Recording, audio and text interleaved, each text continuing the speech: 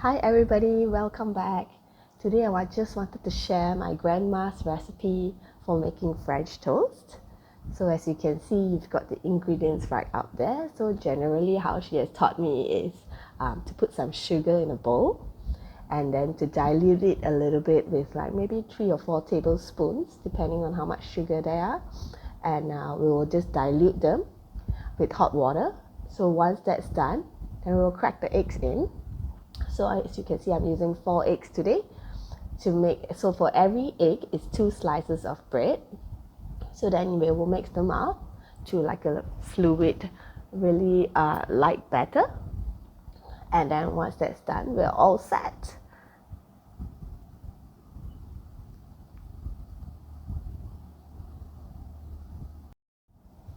Then we're just going to put it on a flat pan, and with a little bit of oil, we can just place them. And I'm using medium heat so that I get this really nice and brown. And I just keep going on until I complete this.